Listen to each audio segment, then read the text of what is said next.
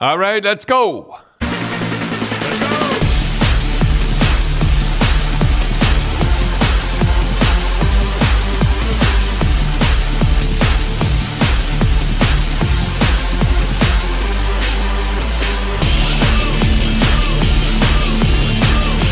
All right. Tim, what is the first question? Okay, Dad, we're going to get you haven't really talked about it much. Connor McDavid gets a 3-game suspension for... Well, you had to give him 3 games. If the other guy gets 3 games... Tyler Myers, yeah. Yeah, he right, so you can't give Tyler Myers 3 games. You can't give him 1 game and 2 games, and then the other guy 3 games. Right. I know. But what did you think of that, Dull? That guy all over him. He deserved it. I would give him a good smack, he gets him off you, and you move on with your game. The guy's draping all over you. What else are you going to do? It was ridiculous. I mean, he did have him tied up. I mean, I think the NHL's got to do something about that, because if Darnell Nurse goes in and grabs a guy, he gets 2, 5, 10, and if the guy turtles, he gets, 7 minutes. They get a 7-minute power play. It's ridiculous. It's weird because I guess you can almost say the league is trying to protect the stars, whereas back in the day, the team used to protect the stars. Yeah. Right. So you have your own enforcers and be like, I don't need your rules. I'll lay down the law. And everybody else would obey by it, and you'd move on with your life. Yeah, and everybody used to take care of Lafleur, Schutt, and all those. Everybody. Bossy had his bodyguards. Jean Rattel, Peter McNabb had his body. They all had Bobby Clark. Reggie Leach. All those guys could go out, get 40, 50, 60 goals. Yeah, well, there's no repercussions. You like that word? Yeah. Say you pick on Schutt. Yeah. There's a guy coming. Right. Yep. Took care of their own, and then somebody made this rule that now you have a 2, 5, and a 10. Yeah, the Instigator rule. Yeah, Instigator rule. Well, you told back when you were coaching, when Brad Park came from New York to Boston, you told him he couldn't fight. Believe it or not, he was the guy that was in the most fight for the New York Rangers. It's ridiculous. Yeah, he said though. He goes, Grace, but what if somebody spears me? I says, don't worry, there'll be somebody there to take care of it. And I don't think he never did fight. No, and after that, he never had a fight. Yeah, and you had the toughest team in the league, but you still had John Rattel won the Lady Byng, Ricky Middleton won the Lady Byng, Johnny Busick won the Lady Byng. Yeah, come to think of it, I never thought of those. Did John Rattel apologize? Oh, yeah. John Rattel came in, he said, Donnie, I'm very sorry. And I said, what are you sorry for? He says, I won the Lady Big. Dad, I think the people from Vancouver, I think they're getting tired of hearing about JT Miller and Elise Pettersson. They're getting tired of it. Are they going to trade him? Aren't they going to trade him? Is he going to stay? Isn't he going to stay? Well, nobody would want him. He's the 3rd highest. Yeah, Peterson. He's the 3rd highest paid guy in the NHL. He's making $14.5 million a season. Imagine that. Had one good year. He had he's right now going. This is Sunday morning. He's 132nd in points in the NHL, and he's not in the top 140 in goals. Isn't that something? And he's the 3rd highest paid. Like, who would want him? Nobody. Not for that amount of money. Yeah, they say, "Oh, trade him." That's the GM. Yeah, easy for you to say. Who are you going to trade? You'd never get back what you give away. Yeah. Well, that's the thing, right? Like he might come back and have. You know where they're talking about now? He's going to go maybe Buffalo. Oof. He should go to Buffalo. I think, Tim, you had the best idea. Just send him home. You know what? If I was a GM, Dad, I don't know if you think of this, but I'd just say to them, just both of you, go home. Go home. You're setting the precedent that you guys are being, jerks. You know what I really noticed is that he went to the end of the bench. JT Miller, yeah. Went to the end of the bench. As soon as he started to get heck, he went to the end of the bench. Yeah. I think you better be careful. Talk might beat both of them up in a practice. Yeah. But what would you do in a situation like that, Dad? If you're the coach, everybody's saying this guy's traded, he's trading. You could see the team's off. Like they're doing the best they can. They're kind of hanging in there. Mm-hmm. But if you're a coach, like, what would you say to the GM? I'd just send him home. That's the only way you can send him home. You and I were talking about this, Dad. Again, this maybe it's more old school, but if something was going on like that, I don't think the Bruins players would put up with it. Like, I don't think Wayne Cashman, and Terry O'Reilly, or Bobby Schwartz would put up with it. No. Something would happen. Yeah, something would happen. Somebody would get injured in practice. Correct themselves. And I just turned a blind eye and never even look at it.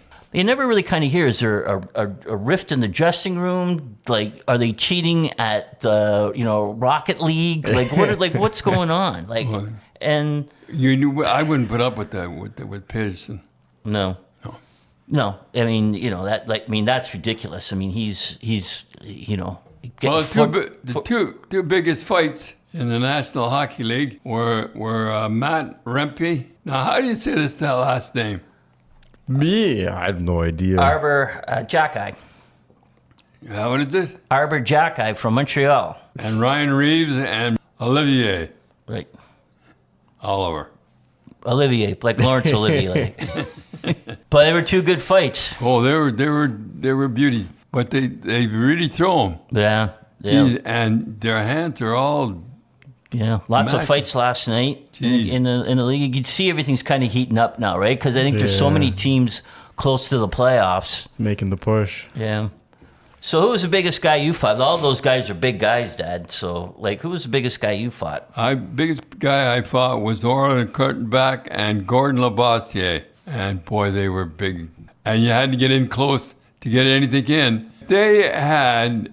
held you at reach, and you had to get in close. You had to get the first one in there. When I was fighting Kurtenbach, we were over. I remember the fight as I swung and hit a guy's sweater, and my finger went right in his eye.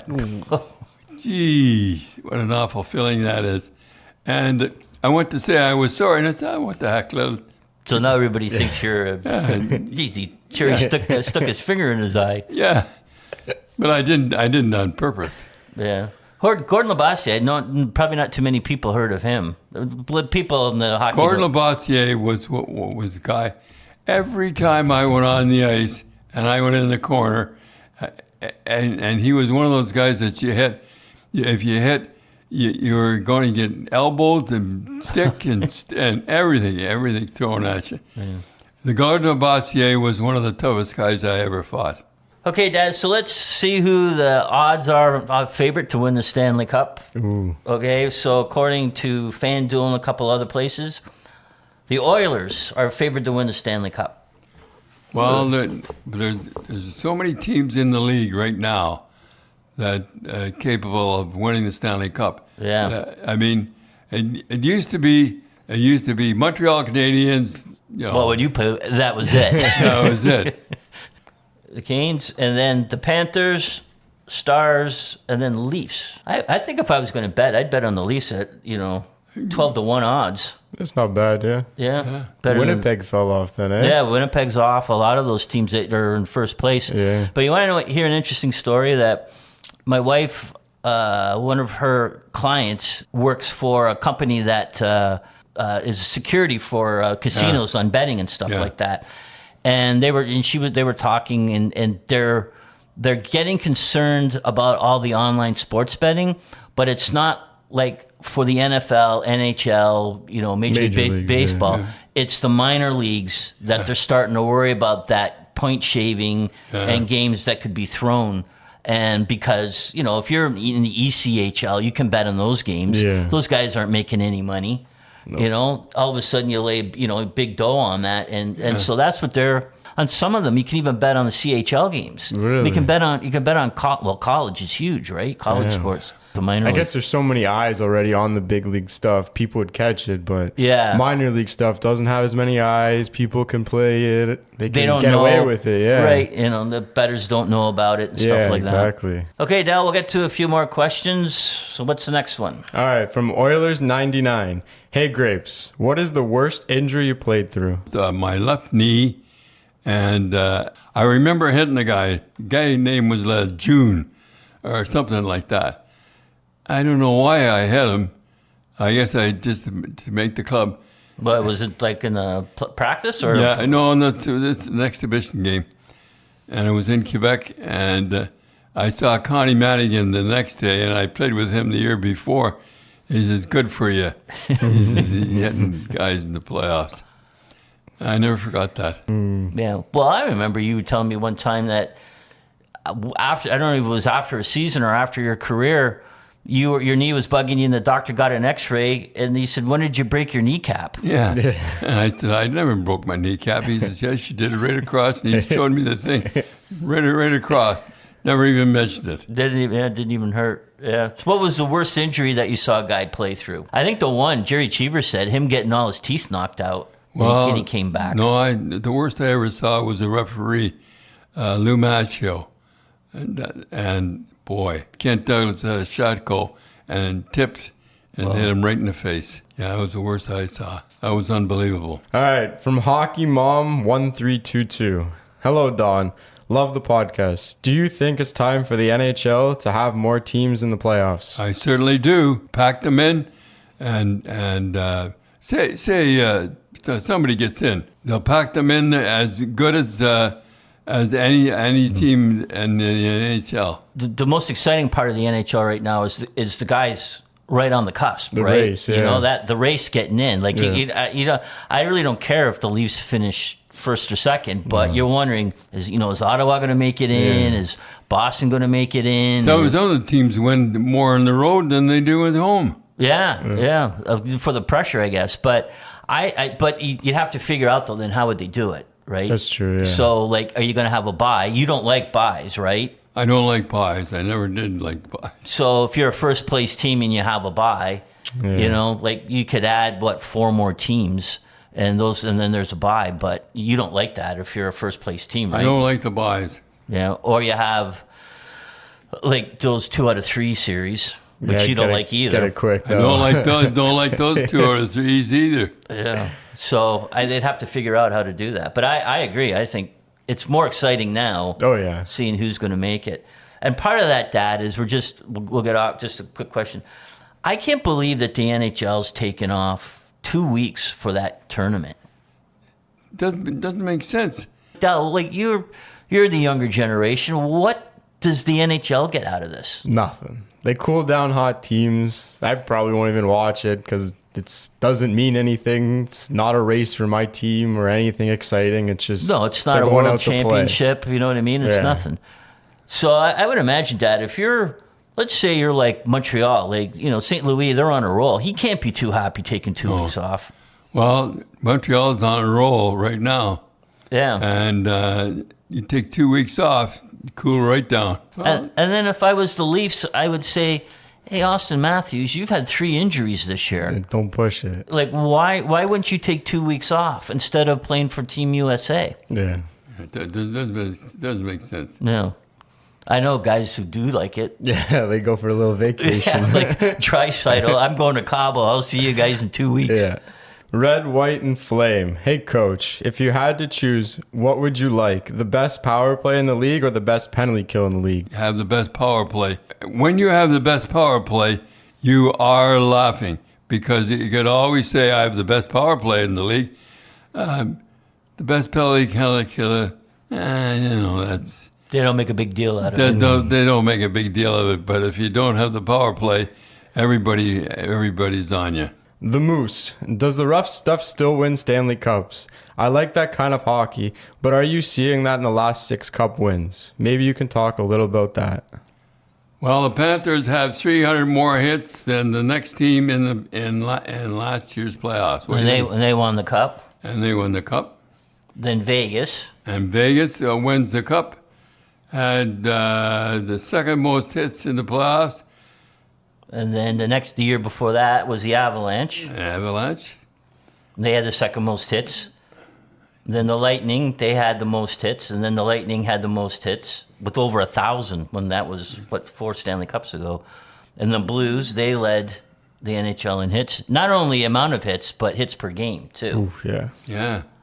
I really do believe that the team that has the most hits Oh, yeah, you see it for sure. You don't see a soft team winning the Stanley Cup anymore. No. I mean, you look at, I remember that Vegas one. Remember Kachuk really corked Eichel. Yeah. And then the next period, they went out and hit him so hard he broke his sternum. Like you look at all those, you look at all the teams are big and they hit. Yep. And I think that like St. Louis and Tampa kind of set the tone for that, right?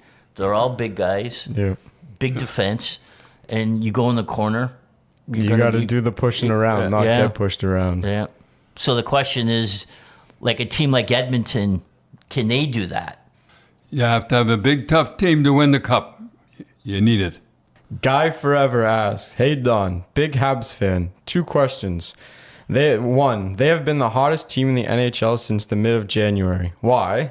And can they make the playoffs?" Well, they're scoring goals. That's the main thing.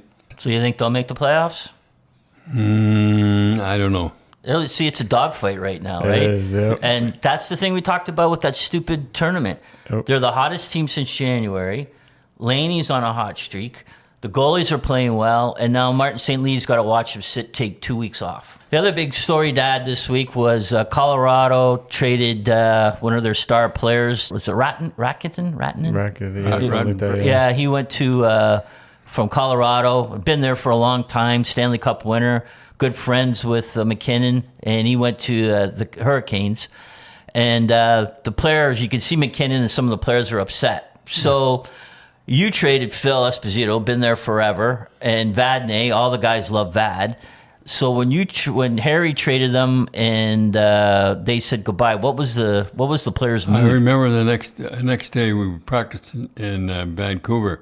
I blew the whistle and nobody moved. And I called him in the corner. I said, "Listen, I can't say exactly. You can't express yourself like you did back then." But I said, if we can trade Esposito, we can trade anybody on this club. Well, Bobby Orr was standing there. Yeah. This is his first game back. Yeah. Well, he wasn't happy because he thought you should have waited, right? We needed a change. I'd have to say that was the biggest trade. I think that was the biggest trade in hockey history. I mean, because it was right out of the blue. Just blindside everybody. You know what I mean? Like, I remember going to school. And the kids are going, "I can't believe your dad traded Phil Esposito." It's like, my dad didn't do it. Harry Sinden did it. And the fans, like, everything was shocked. All the other trades, you kind of hear a little rumbling, right? Yeah. Well, we had to do something. And Cash didn't like it too much, right? No, Cash had wrecked a room. Johnny Busick took care of that. I have to admit that. Johnny Busick was what a captain should be. Yeah. He went in and he paid and $1,500. We traded Vad and Phil, and they weren't too happy. I'll tell you that.